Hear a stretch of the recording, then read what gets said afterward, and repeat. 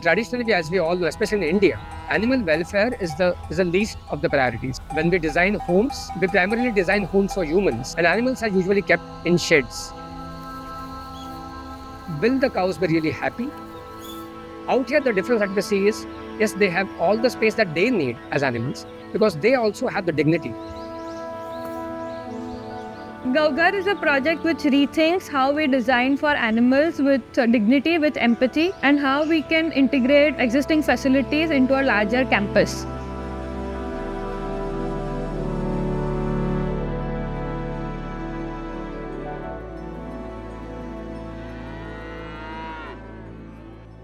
I am architect Monik Shah. And I'm Krishna Parikh, architect and partner at Compartment S4. We have studios in Ahmedabad, Mumbai and Bangalore. Join us for an architectural tour of our project Gaughar in Dahanu.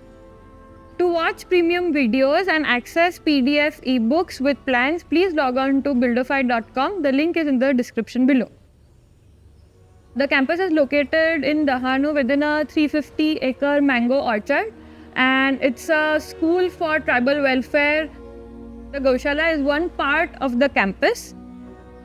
Dahanu as a place is very close to the coast, and our design was driven through a lot of aspects like climate, context, whom are we designing for, who are the focus, which is the tribal community.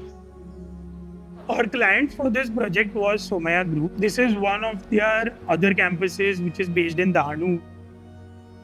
Prime purpose of running a Gaushala for the Somaya Trust or Girivanvasi Prakriti Mandal is to take care of the cows.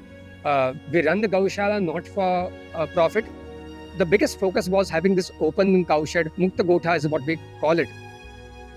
When we visited the site, we saw that the existing facility was very dark. It was not properly lit, not properly ventilated as well. So the core idea was to think of it like an habitat for animals. So the main gate of the Gaushala is facing north. The service spine runs throughout the Gaushala. There are 4 blocks divided in 8 bays. This is a zone for the ghee milking cows. The other zone is for the non-ghee milking cows. The other bay in that same shed, one is for the calves from 1 to 6 months. The other is for calves from 6 months to 2 years. On the other side, these 2 zones are mainly for services. One side is for all the incoming goods and one side is for all the outgoing goods. The other 2 bays are divided into a male zone, sick cows, pregnant cows and the non-milking cows. Each bay of the cow has an indoor and an outdoor space for itself.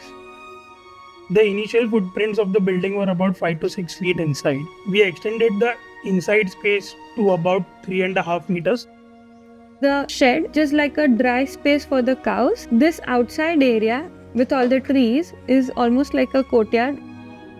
There are water troughs which are called Hawadas all throughout the 9-acre campus.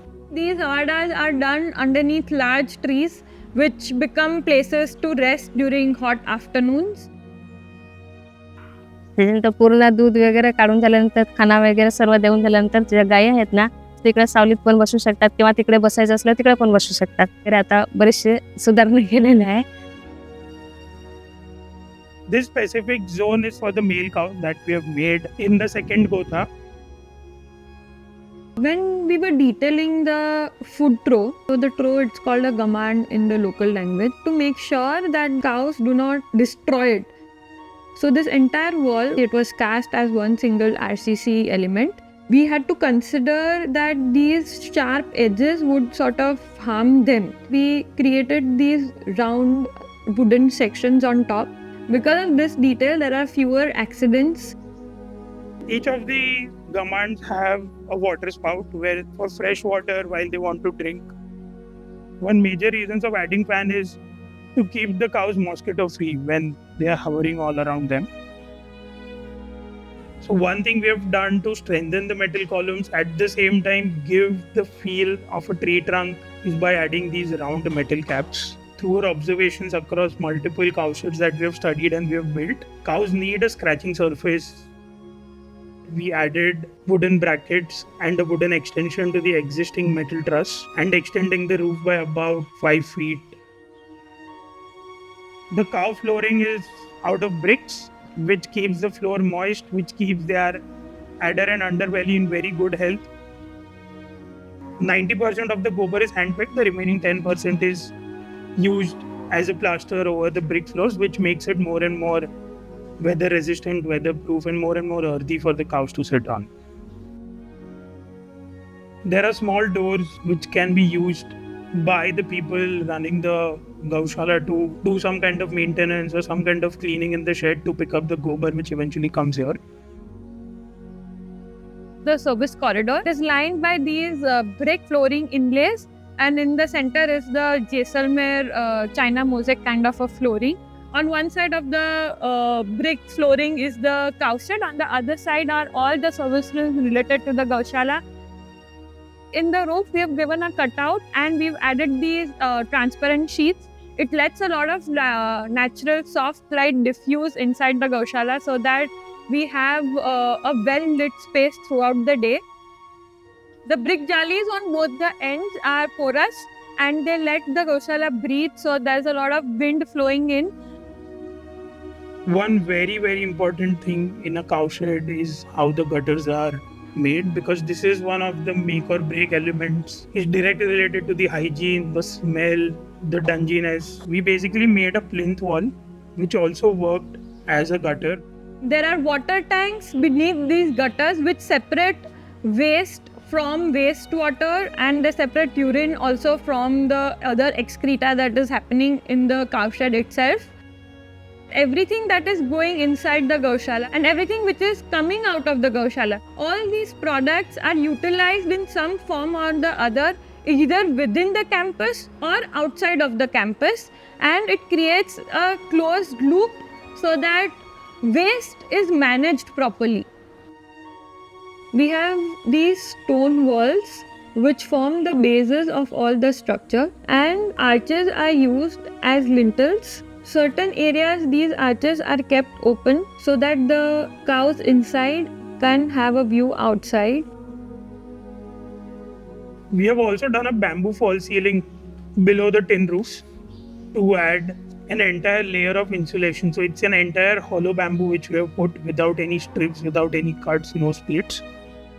The bamboo roofing is being done by local craftsmen from Dung, which is just about 3 hours from here. It's a responsibility to keep the craft going and to make sure that those craftsmen get enough job, be it in any project that we're doing. And that's how most of our stonemasons or bamboo craftsmen or wood craftsmen are something that we have been using similar across our projects. Along with the stone walls, to cut the mass and to add a little more lightness and ventilation to the walls, we added bricks made out of construction debris. Through such projects, we don't want to solve one issue, but look at multiple aspects that the project can cater to. For example, in this project, it was a lot to do with tribal development and how we plug in this project with the overall ecosystem on site. गाय के लिए चांगलं जागा आहे ना, सगळं मोकळं आहे, इकडे फिरायला त्यांना काही अडचण नाही होत, असं चांगलं फिरतात. When we are designing for animals, we have to be extra observant. Like, that is one aspect that empathy adds.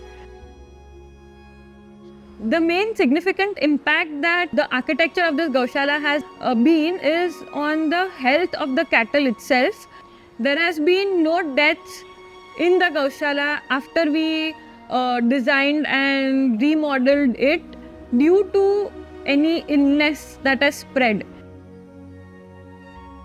This Gaushala acts as a showcase for all the other Gaushalas so that they can provide such a comfortable and clean, hygienic environment for all the animals that they have. What happens when this system is repeated across? It connects to livelihood generation, it connects to small economies, it connects to animal husbandry, it connects to agriculture, and on the whole, it is a very circular system for developing sustainable practices, which can also plug into sustainable hospitality and tourism practices as well.